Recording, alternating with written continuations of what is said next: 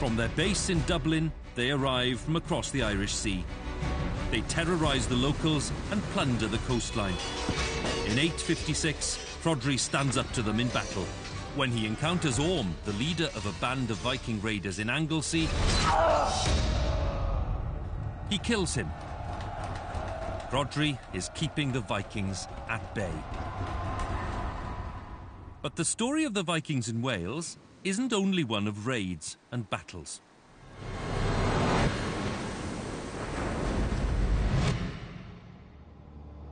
On the Anglesey coast, near the village of Llanbedrgoch, archaeological remains reveal a more complex relationship between the Welsh and these settlers from Scandinavia. What Dr. Mark Redknapp and his team discovered lies beneath this field.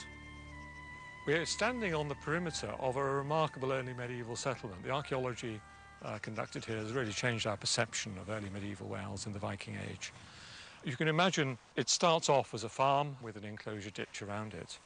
What is significant, though, is that in the second half of the 10th century, this earth defensive work is replaced with a massive stone wall.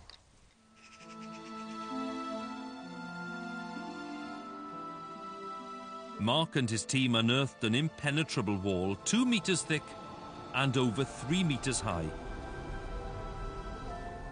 It's all designed to defend the farm inside. This medieval settlement had something valuable to protect.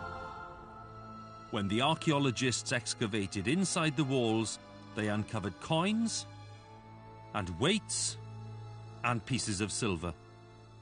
Llanbedrgoch is more than just a farm. It's a medieval market full of wheeling and dealing. The fact that we found these fragments of silver on the site indicates that some of the trading was taking place within the defended enclosure.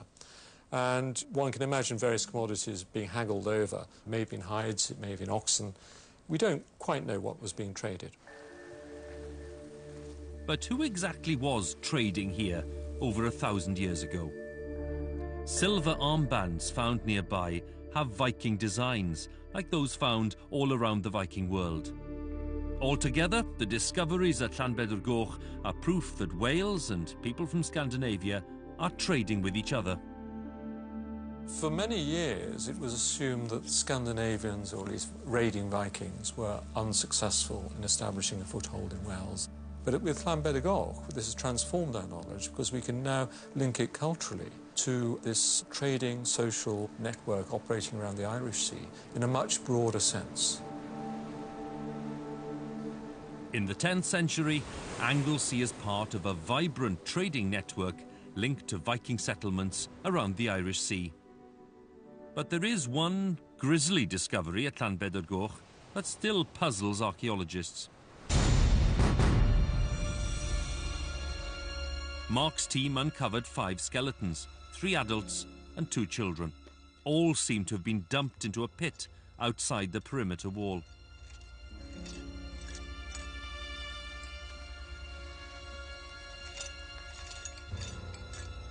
Were they the victims of a raid? Were they friend or foe? How did they die? What we do know is that analysis of their bones indicates that they are not native to Wales. 4 of them grew up in Scandinavia. Whatever the reason they died here in Anglesey, it's clear that 10th century Wales is connected to the Viking world, both in combat and in business. But the lesson in this world is that if you want to survive, you will strike a deal with the enemy. Politics is ruled by economics. And in the chaos of survival, what we see is the Welsh kings changing loyalties from time to time. And one of those kings does that to great effect.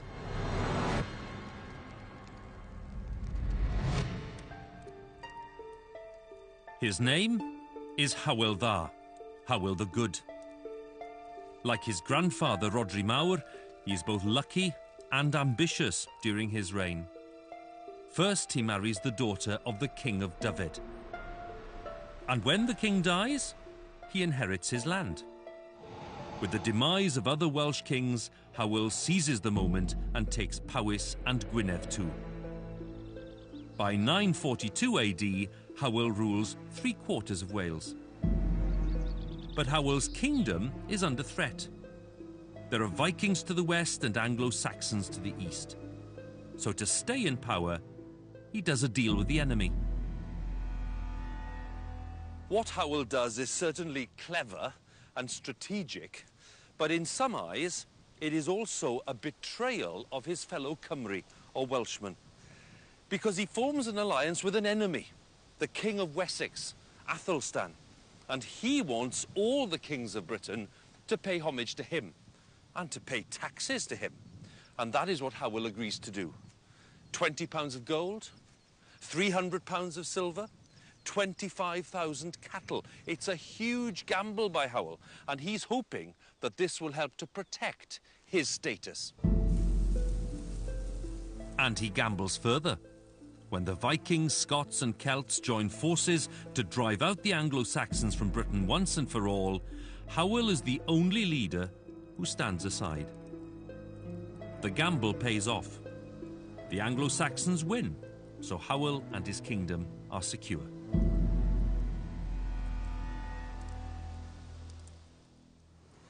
So what do we make of Hywel's actions? Is he motivated purely by blatant self-interest and nothing more redeeming? It's not clear. What is clear is that this is a significant moment for those people who live behind the dike, and they find themselves increasingly cut off from their Celtic cousins in the rest of Britain, especially the north. So Hywel's reputation is still open to question, but that's about to change.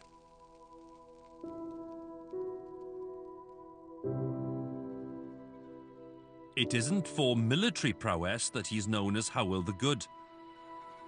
He earns that title for giving Wales its first written laws. Devised more than 1,000 years ago, they're kept here at the National Library in Aberystwyth. Historian Sarah Elin Roberts has spent her career studying 13th century copies of the laws, written in Latin and in medieval Welsh. The Welsh law is preserved in around 40 manuscripts. They're dealing with every aspect that the law wants to cover. So they're dealing with the king, they're dealing with peasants and their rights, people's rights, injury, compensation for injury, homicide, theft, arson, you name it. If there's a law for it, the aim was to include it in the book, which is why the books are quite lengthy. It's thought that before Hywel's law, each kingdom had its own customs. But Hywel's is the first official set of laws for all of Wales. The problem is we can't even be sure that the story of how these laws came to be is true. What the Welsh law books tell us is that Hywel gathers a group of experts from all over Wales and brings them to his palace at Whitland, where they spend all of Lent constructing this new body of law.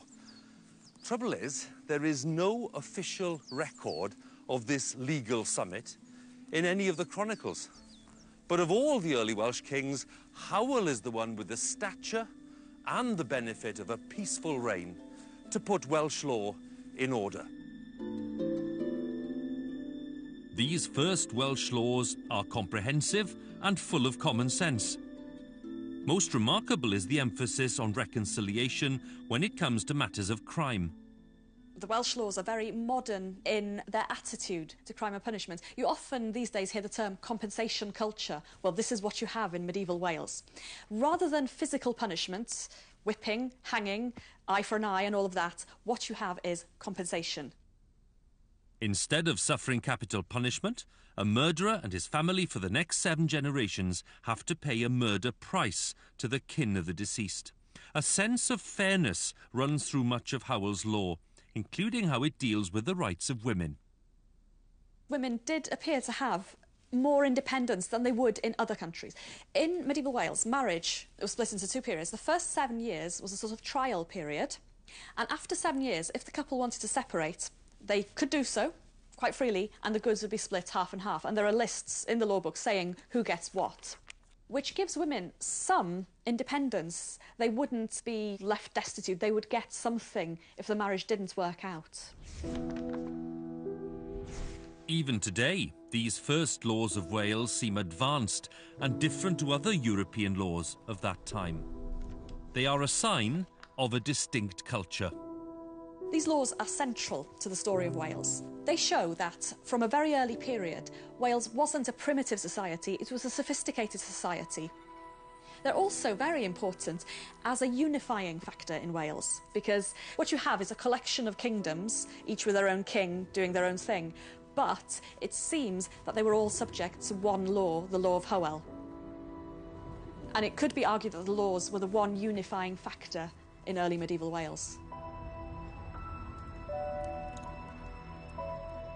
For centuries to come, living under the law of Hywel will be one of the defining features of the Welsh people.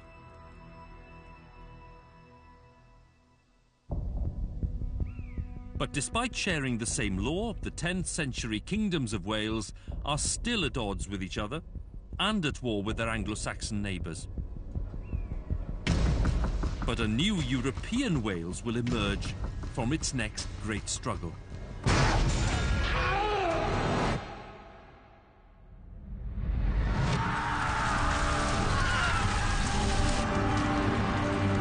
Anglo-Saxons and their way of life are swiftly and coldly being swept aside by the Normans.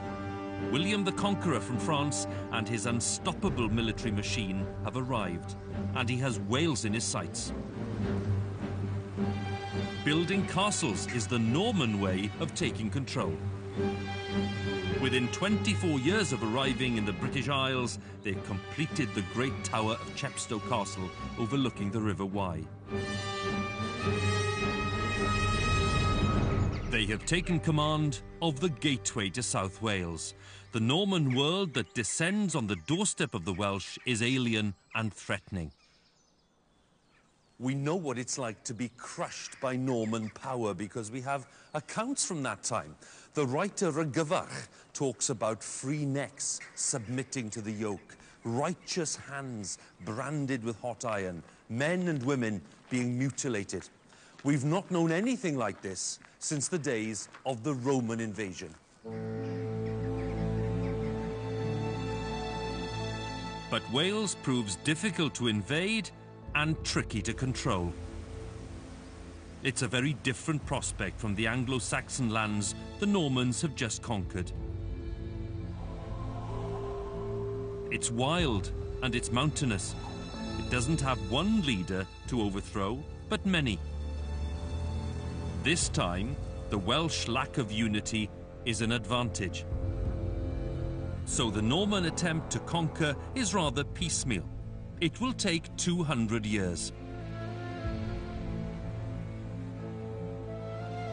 The strongholds the Normans set up in Wales are known as the Welsh Marches, or Marcha Walia. Run by Norman lords, these are bastions for raiding land and for suppressing the locals, while territory in the west is considered Wales proper, or Pura Walia. After the Normans came, Wales divided into two different areas. There was the areas of the Marcher lordships, where Welsh people would have lost all their rights and privileges and some of their lands. The laws of Hywel Dda would have been superseded by Norman laws. They'd have had to pay taxes and respect different authority. Much of Wales remained in the possession of the Welsh princes, and the systems would have remained the same there, but they would have constantly been under threat from Norman expansion, trying to take their lands away from them. So life changed significantly in both parts of Wales, but the Welsh retained their identity